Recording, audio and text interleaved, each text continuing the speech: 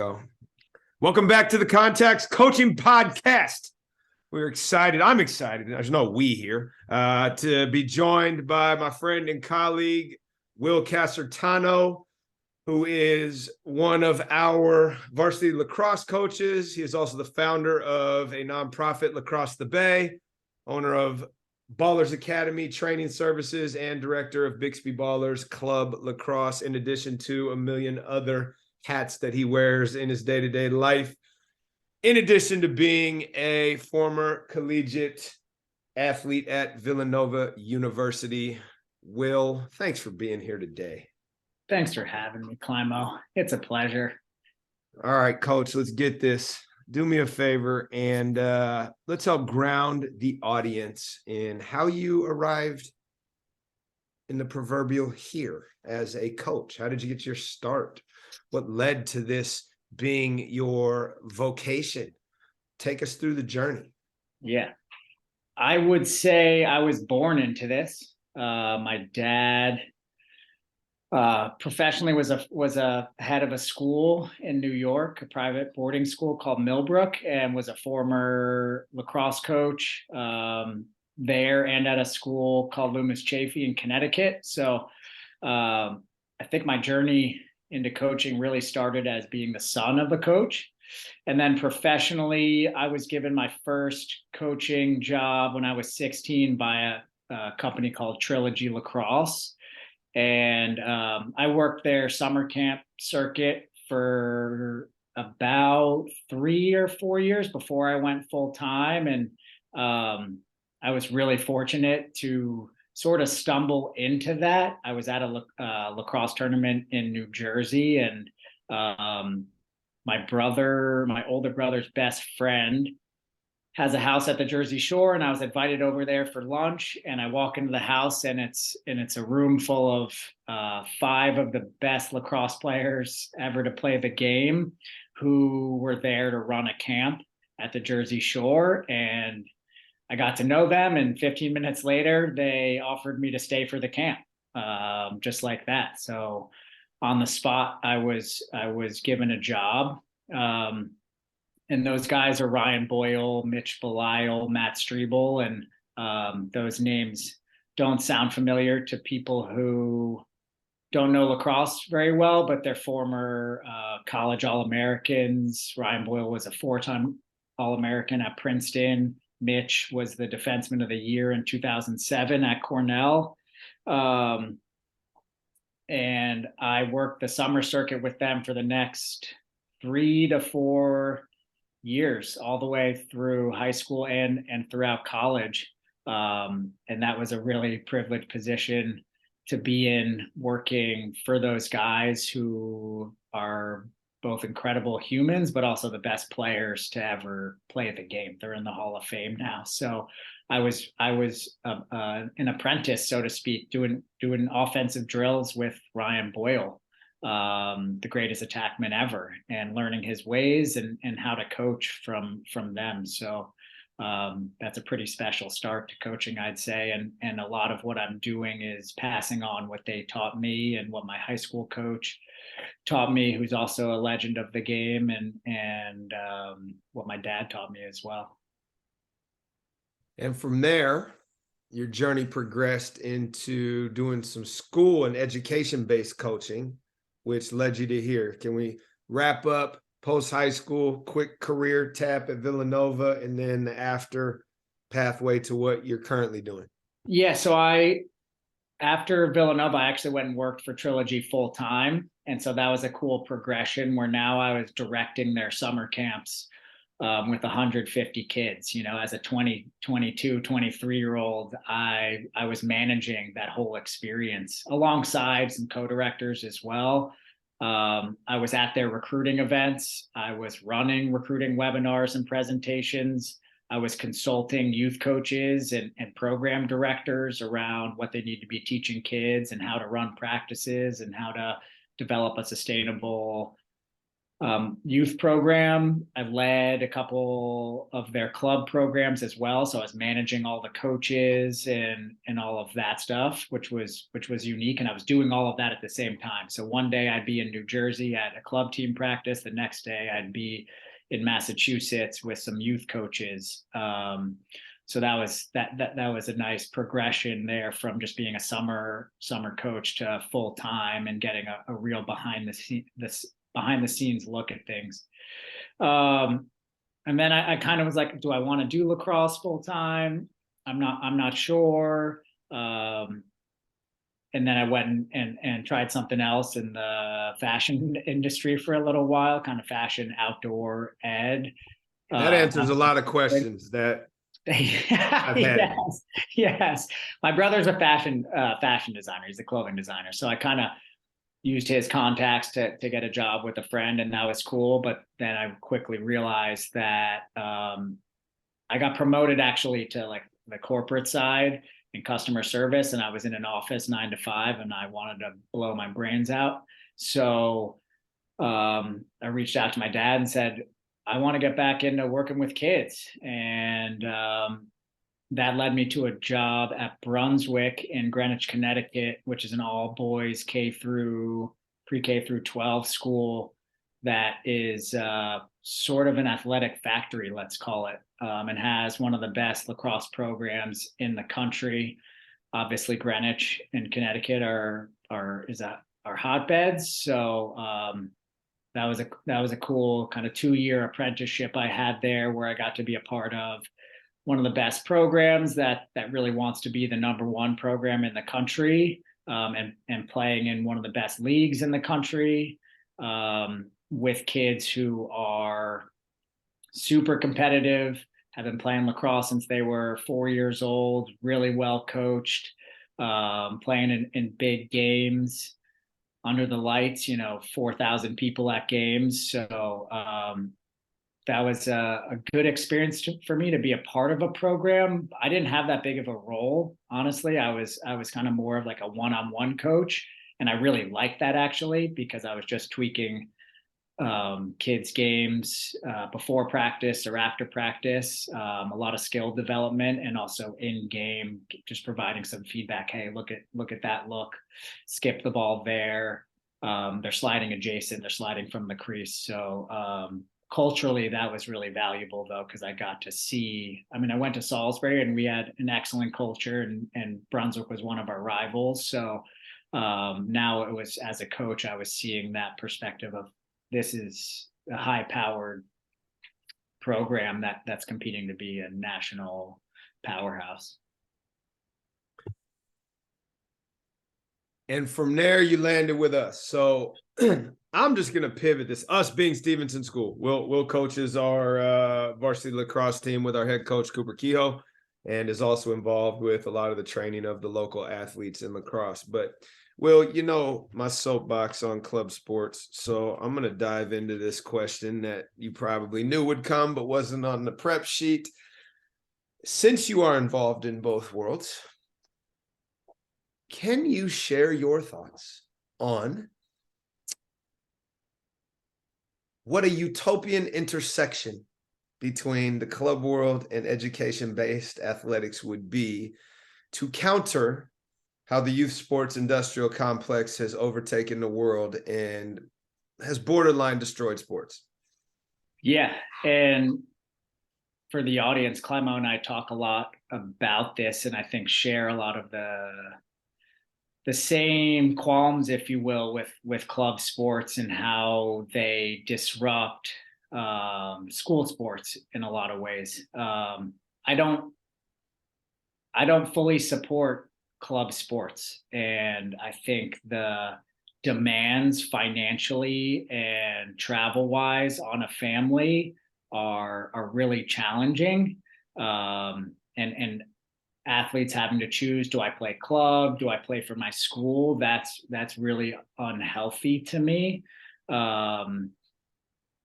And so I try to come from a place of I own a club and I provide kids with opportunities to get better, and compete. and I really don't disrupt the high school experience or the middle school athletic experience with a club team. And I try to make it as easy on a family financially and travel wise as possible.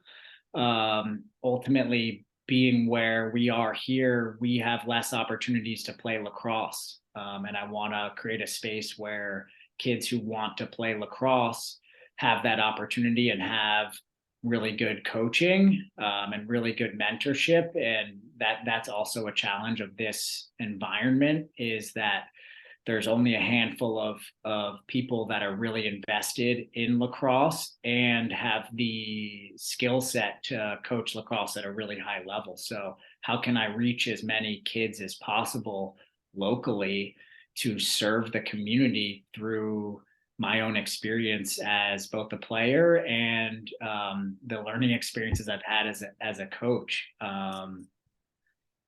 To be fully honest, I'm sort of one of one, given the lacrosse background that I have, and also the coaching experience I have being mentored by some legends. And how can I pass that on in a club setting so that I'm not just impacting the kids at Stevenson, but I can now impact the entire Central Coast of California. So let me jump in here, Will, because you said something important. I own a club and I'm kind of anti-club. And what I really want to tease out here, because I think there is value in club athletics. I think there is tremendous value in education-based athletics. Quick bullet point, 1 to 3 items, the things that club can do that the high school version can't, and the flip list as well, so that we're not just dumping on them, but it's like, look, there's some value if, right? And at the same time, it's like, these are things that you can get here that you can't get there. And because people who are informed understand the conundrum, but I really just want to make sure, like, these are the ways that, look, club sports enhance, and these are the ways that can't be duplicated outside of education-based athletics. Yeah, I think club lacrosse can enhance your experience if your coaches are exceptional coaches, and that's something to tease out. Like, I support kids playing club lacrosse if their coach is a good mentor and actually able to develop them into a better player. That's first and foremost. And I think that's what we have here locally, is just a lack of quote unquote elite coaches who can really develop better lacrosse players. And so that's where I'm kind of filling that void in a lot of cases through a club program. Certain clubs can certainly, if they're managed by the right people with the right contacts, create opportunities for you to play in college. But the flip side of that is that's a false assumption that I think a lot of players and parents make, is that if I play for this team, I will get recruited to play in college. Because from a program standpoint, it's really hard for club programs to manage every single athlete's recruiting process one-to-one. And I think a lot of clubs actually advertise that, but they're only serving their best players who they think they can get to the next level, who are going to be on a the best players at the best tournaments. And what about the kids who are, if you have 500 kids in your club, what about the kids who are pretty good? They're 250 through 500. How are you serving those kids on a one-on-one basis?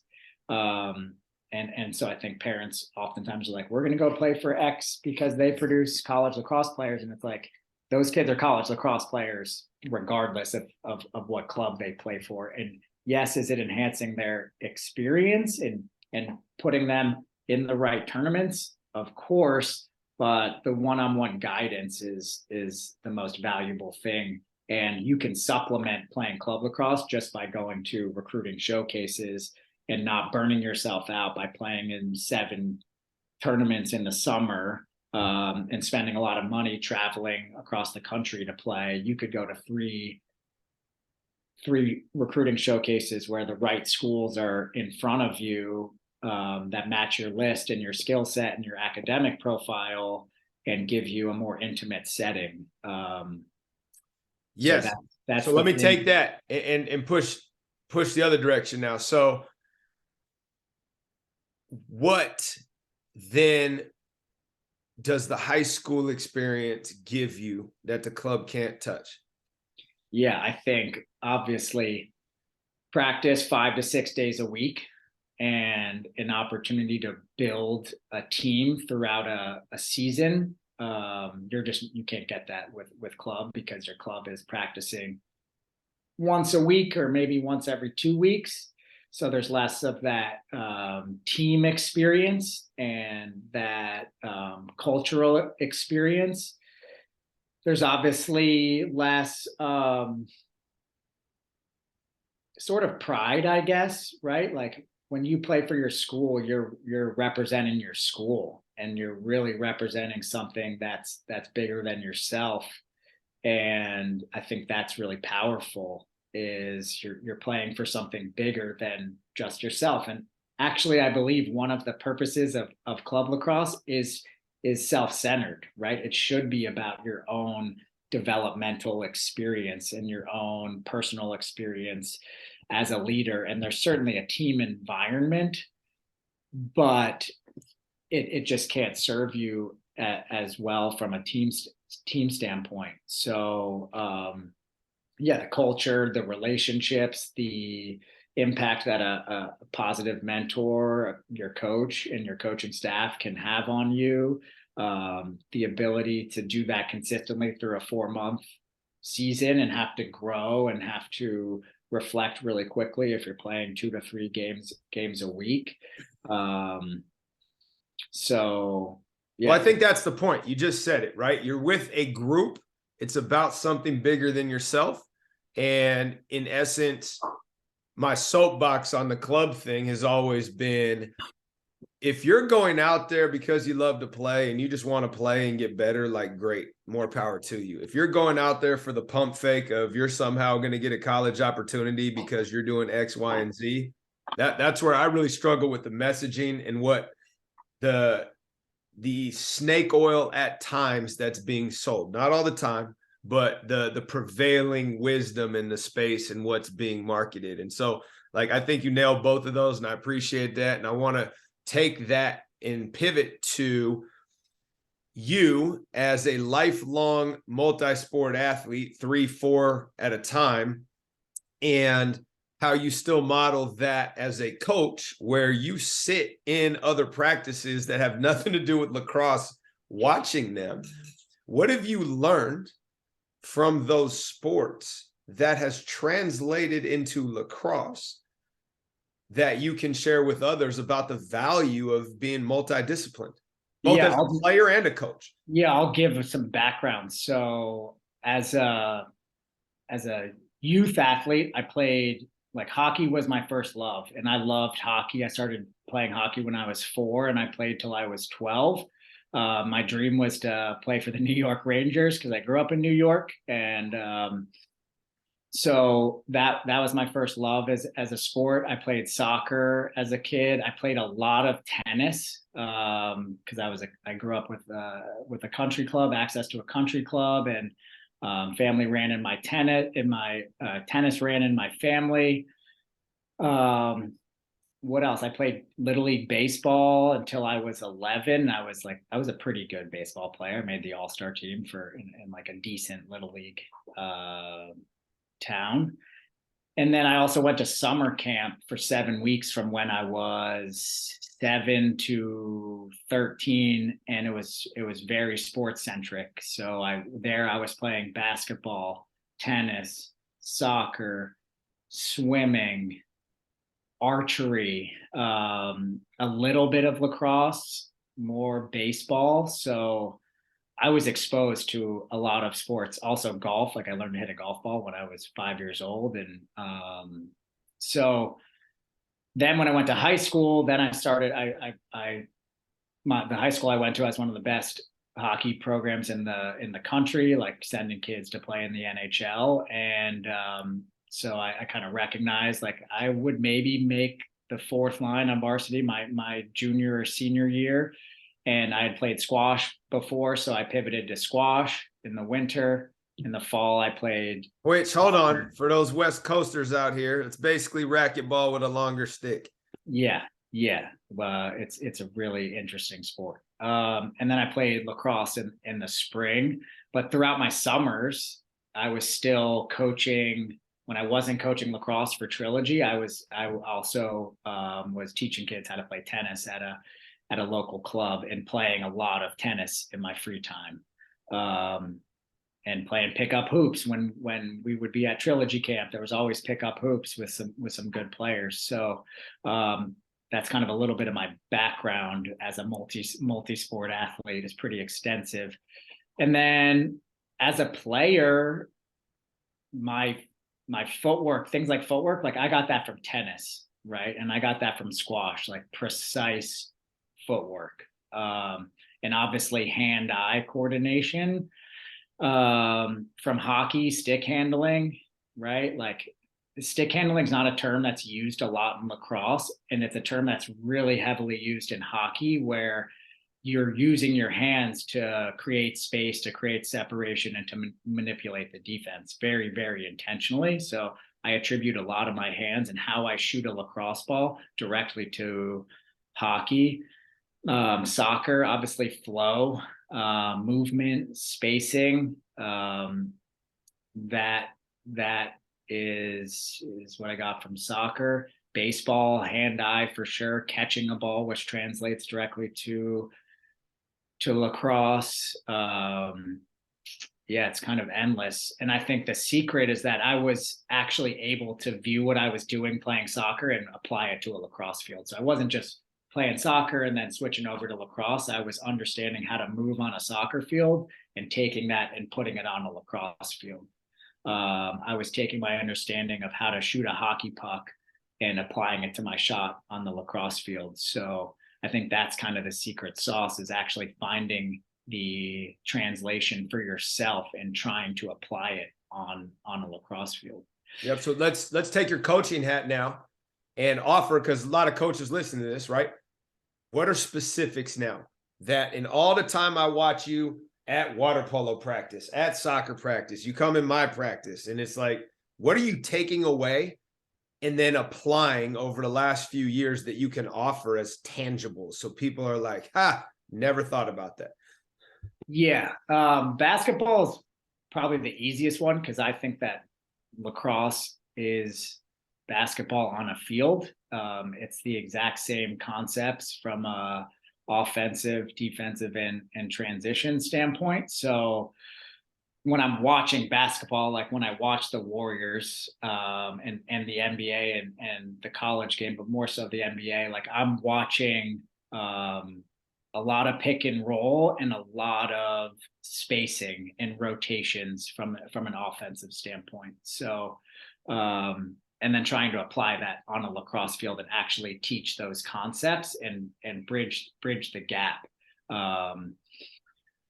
So X's and O's for sure. And drills, like I watched the drills in a basketball practice, and then I'm thinking, what's the lacrosse version of that basketball drill? And then from a coaching standpoint, like my own personal craft as a coach, I'm watching communication. How is a coach communicating with his team? Kind of the roles that different coaches play within a practice. What's the language like, and the effectiveness of certain cues and acronyms to simplify the language that's digestible for kids. Tempo. Yeah, I'm really trying to break down, like, okay, I'm going to go to an elite practice, if you will, and then take that and I'm going to apply that on the field. And that's what I'm kind of obsessed with, actually. Like, what does greatness look like, and how can I emulate that? So I watch a lot of documentaries. There's the one on the New Zealand All Blacks, the All or Nothing, and it's such an inside behind the scenes look at the best sports organization on the planet. And maybe I'll never be a part of the best organization on the planet, but I'd like to create really, really strong cultures with really, really strong people and athletes. And that's what I'm kind of obsessed with. And I do it all the time. Like that's what I do in my free time, like, yeah, I watch YouTube, but like I'm watching YouTube on Manchester City, right? The greatest soccer team in the world right now with the greatest soccer coach ever to play. And that's directly shaping my coaching philosophy. And Pep Guardiola, like I'm trying to be Pep Guardiola on a lacrosse field because I really align with his philosophy. Okay. Since that's what you're obsessed with, and that's what you're constantly trying to sharpen in your toolbox and in your craft, what would you say is the best thing you do in your programs that will go with you wherever you go?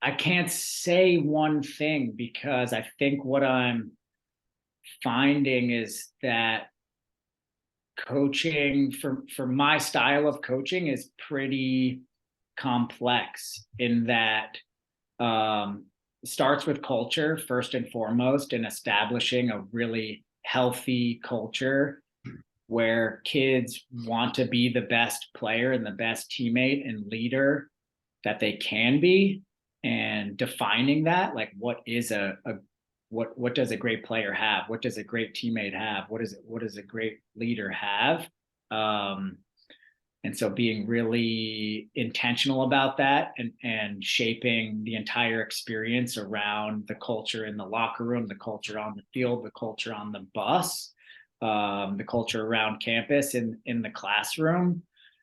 And then I think it's also on field, like I'm going to develop really talented, skilled lacrosse players who can play the game at a high level. And I'm going to ask them to grow and to really lean into becoming the best version of themselves. And a sport like lacrosse is a skill sport. You've got to know how to use your stick, and you've got to know how to move accordingly on a lacrosse field based on your position. And I have to spend a lot of time doing that locally because they're not learning those things potentially at the age of like 6 and 7, like my nephew is, who lives in Philadelphia, and the dad coaches on his rec team are 10 former Division I All-Americans, right? Yeah, they're getting a little bit different level of instruction.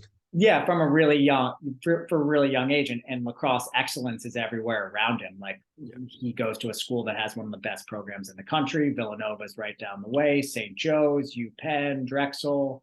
There's 2 professional lacrosse teams in the area. So here, the demand on me as a coach is a heavy amount on skill development and investing in my players a lot. And I think that is why some of these kids are getting a lot better, and is because we do a lot of lonely work together. And then all right, let me be more specific, Will, because when we talk culture, it's this really ambiguous amoeba that it's kind of a buzzword. And because you're obsessing on getting better, and so are other people that listen to this, what are 1 or 2 things that you do in the program here, you and Coop and the rest of the coaching staff and the athletes, that you can offer as if you do X, it will enhance your program immediately? Yes. For example, you know that we hug before practice, we hug after practice, after games, we do celebrations and like, certain things that are like tangibles, like, hey, this is where you need to put some energy. Try these 3 things, see what happens. Yeah. So we also stole the hugging after practice. We used to just dap each other up, and everybody had to dap each other up. Now we shifted to hugging because I saw Climo doing that at practice, and I was like, boom, love that. Like, I totally understand the power of the hug.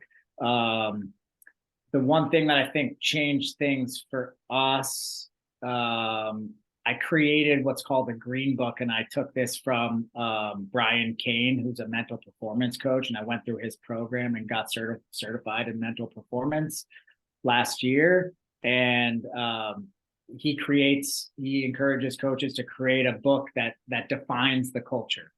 And then every single kid at the beginning of the year gets this Green Book, and that it pretty much stays the same, right? You can tweak it, like we'll tweak it a little bit for this year, but now the kids actually know what is our culture, what type of player are we trying to be, what type of teammate are we trying to be, what type of leader are we trying to be, and we can hold them accountable to that standard because they've read the Green Book and we're going to talk about it.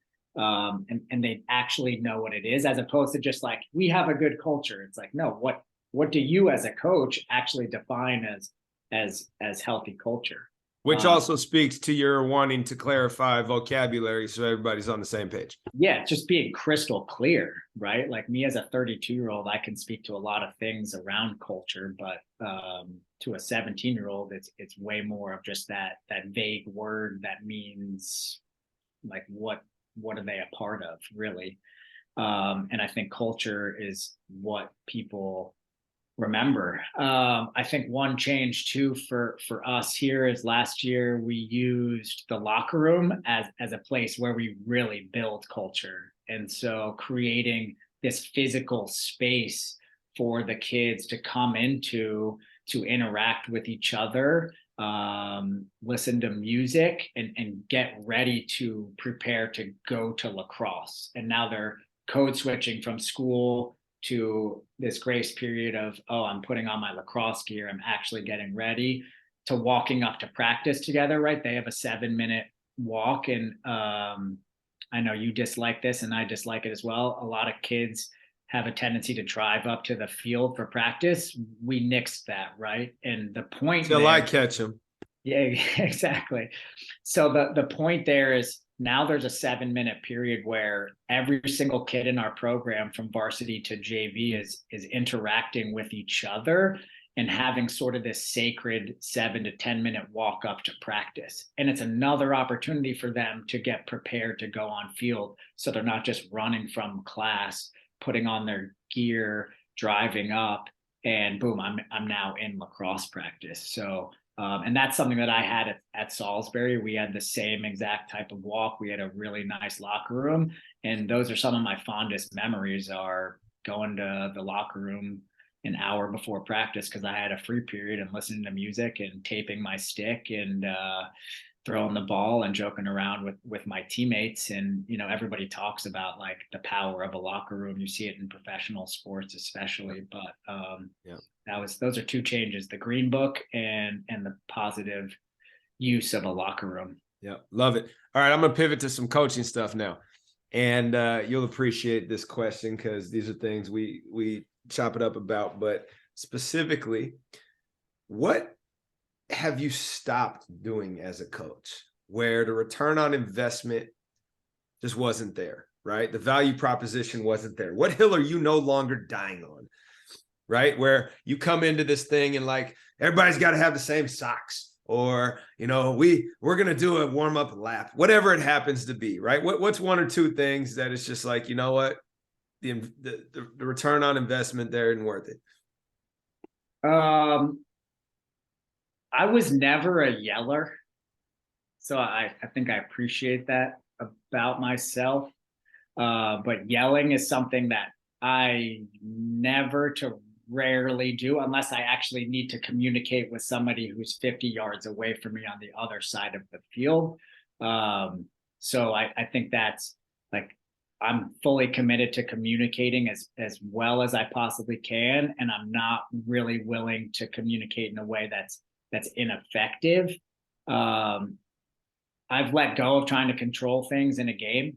I probably speak way less in a game than I do outside of a game. And that's not how I want kids to play sports. Like, I want them to flow. My goal is for them to flow and to know how to read defenses and play off of each other. It's more like I want to play lacrosse like soccer, where it's just consistent flow and they're communicating what they're seeing out on the field with each other and really working through it. That's really hard to do.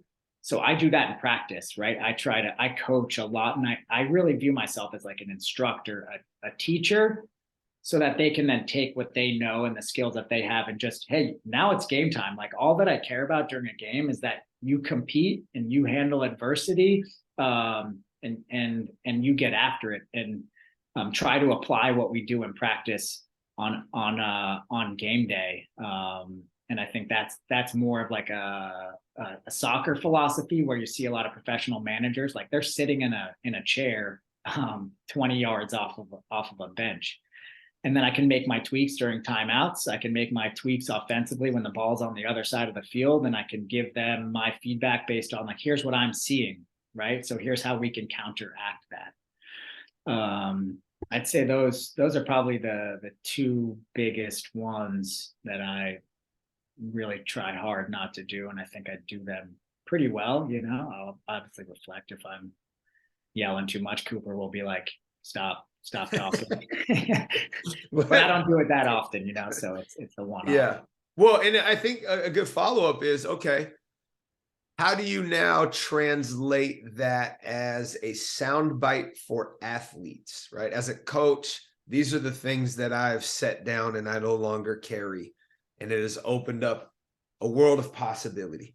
What's the 60-second soundbite for lacrosse players that 80% of your energy needs to be spent on this, and the other 20% is just noise, and this will enhance you across all aspects of the game. This is what you need to put your energy in. Yeah, I think you kind of said it. Like, there's so much noise, and there's so much comparison today with Instagram and the popularity of highlights.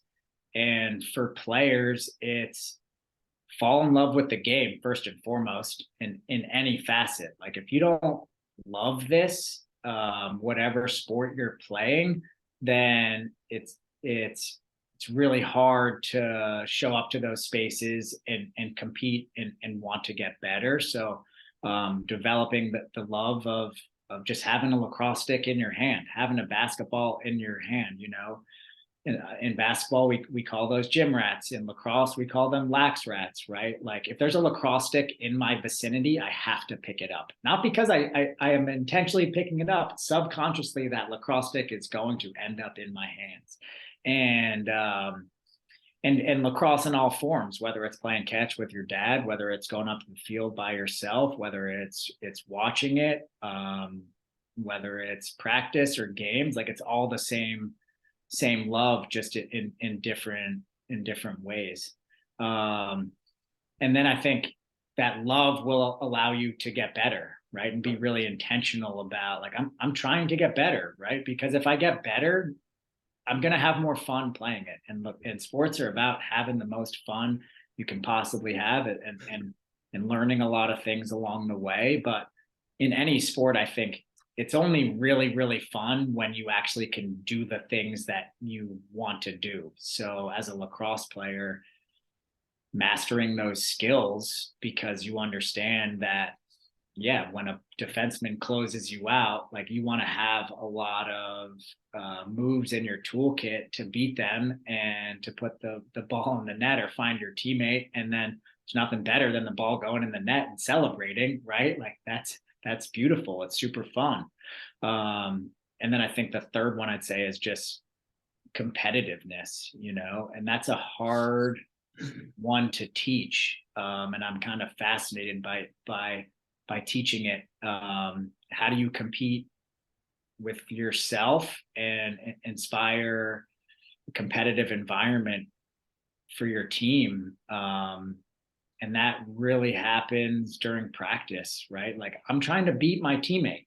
right? That's my friend. But when we're in line going to get a ground ball, like I'm going to beat you. And I might talk a little trash about it, like as we're in line, because that's fun to me. Right. And I just want to inspire you to compete. And so if you do those kind of three things, good things will happen. I can't say exactly what's going to happen, but if you fall in love with your sport and if you invest in your craft and commit to your craft and you compete, like that's all I can ask of you. I actually really don't care about winning and losing.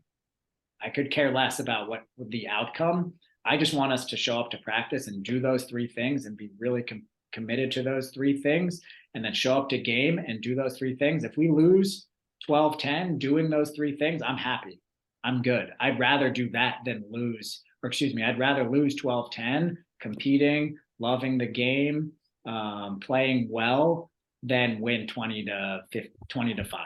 Like that's boring. And I think the majority of the world will agree with you on that in regards to those of us that coach. I mean, there's some people are still very outcome driven, but I think it's not a narrative though, Justin, that I think is pushed enough and really actually communicated with athletes, and also actually like stayed true to. I think a lot of coaches might preach that, but like I watched Pep Guardiola after they just beat Tottenham Spurs 3-2, and his whole press conference was around he doesn't care about the outcome of the game, right? Like they won and he's happy that they won, but then he shifts it back to like, we're not playing the best soccer we can play right now.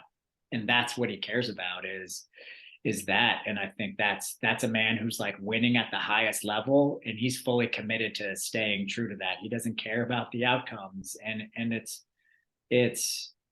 outcomes are easy to kind of fall in love with because you're playing to win the game so you can win league titles so you can go, and that makes you look good as a coach, right? I'm trying to stay true to, if we go 0-20 in a season and we play good lacrosse, I am still happy and fulfilled and loving my team because of that, versus going 20-0 playing poopy lacrosse. Yeah, no doubt. And we talk about it all the time. It's if you commit to the process, the outcomes will follow. It just might not be on the timeline that you want, and that's what's hard. And so, and you might not get any shine. Like you might not get written up about in the papers, but it's like, I don't really care about that. I think I probably used to care about that more. Right. The validation of winning. It's like, no, the validation that I'm going to get is that I have a good culture and I'm developing good lacrosse players and good human beings. Yep. And that's it. That's the objective. Yep. All right. Last question, Will. So one I always end with for the most part is what have you most recently changed your mind on in regards to anything? It could be coaching. It could be life. It could be how you eat breakfast. Who cares? But like, if you were to think and just like, I used to be over here pretty dug in, and now I'm over here, and here's why. Yeah, I think the winning aspect, I'm just more committed to that than ever. Like I just don't care about winning anymore. I care about the performance side and what we're building here, and fully committed to the process. And really being a coach that stays true to that and communicates that with my teams.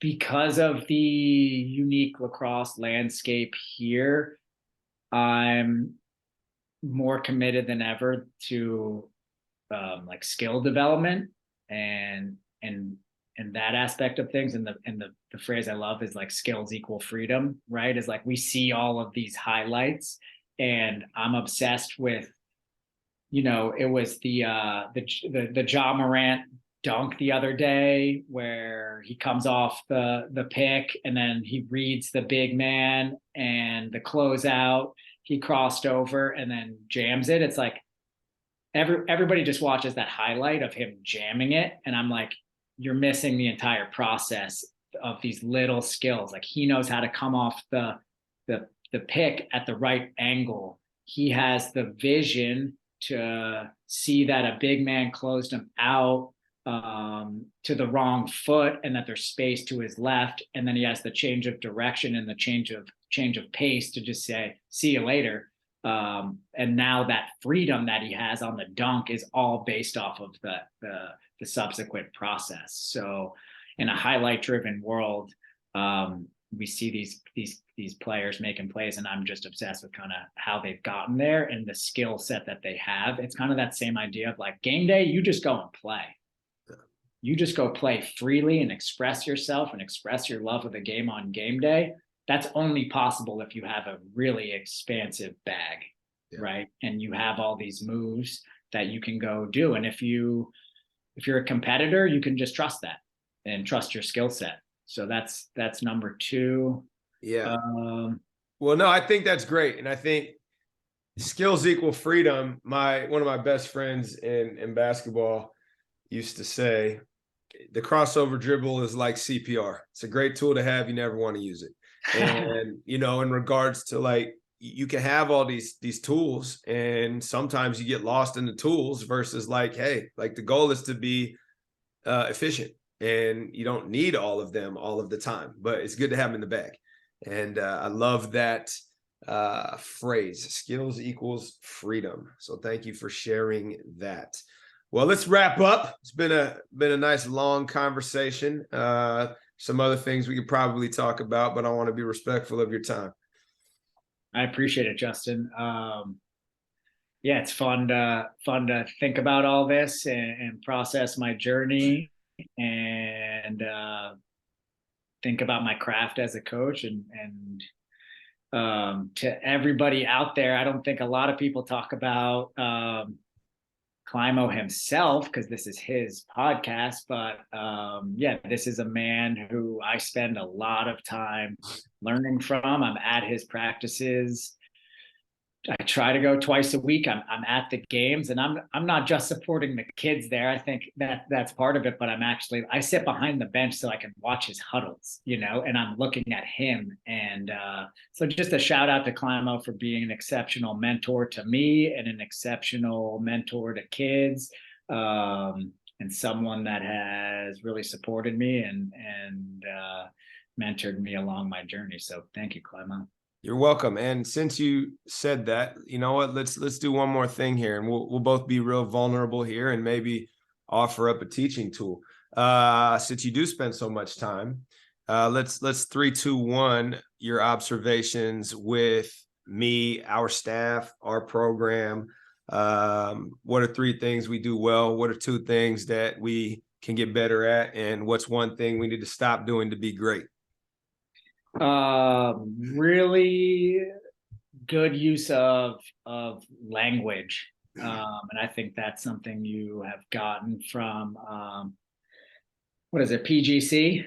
Absolutely. Yeah, the language is dialed, and kids understand certain acronyms, are able to apply that to something they can translate within a drill. And I think that's throughout. Climo's done a really good job at building a staff, and I think that's something that's really underrated.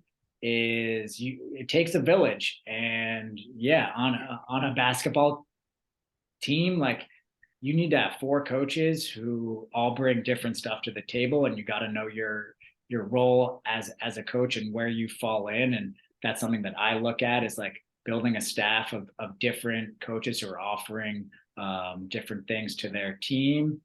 And then I'll give 2 more on the positive, like a culture of excellence. Like we're not just trying to be good, like we're trying to be really, really good. We're trying to be the best possible players and the best possible team that we can be.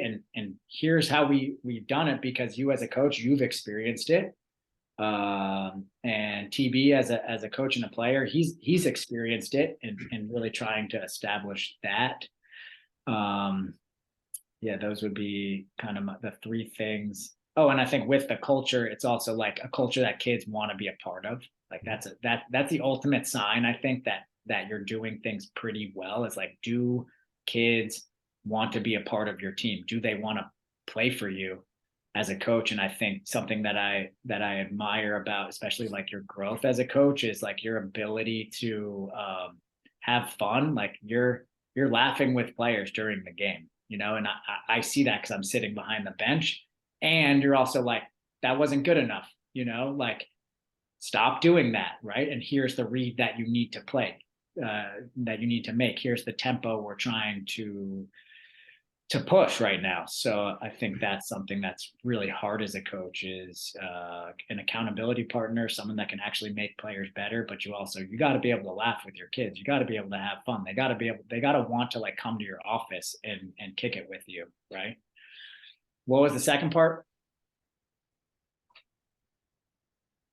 I can't hear you anymore. What are the areas of growth, right? Okay, great. We do all of this, but here, where can we move the needle? Where can we get better? Yeah, that's a hard question. I'd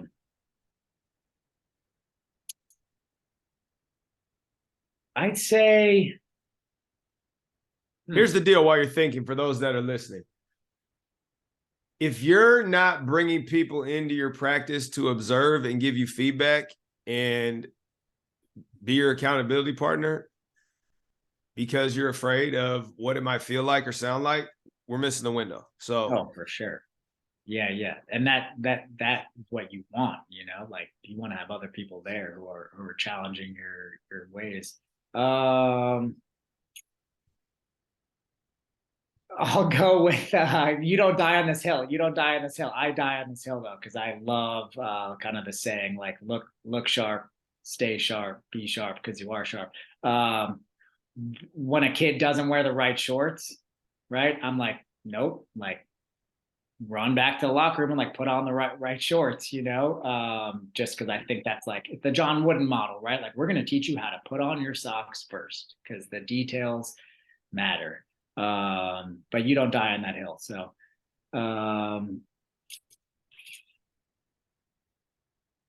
there's not a lot given the environment that you're in, you know. I mean, I think like we can always be better, we can always inspire like the kids who don't have as much of the talent to like, how do I get those kids like, you know, numbers 10 through 15 on the bench, like how do I get more out of those kids, to which I think you do, but like that's what I look at for myself as a coach, is like the best players, like they're all good, you know.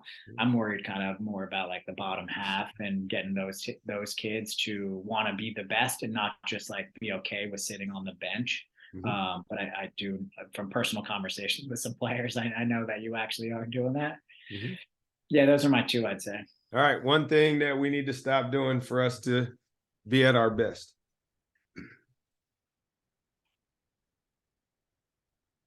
And again, this is the same feedback model you use with players, right? Hey, what are 3 things you did well? What are 2 that you need to get better at? And what's 1 you just got to stop doing in order to be good, right? We talked about that with one of our players the other day.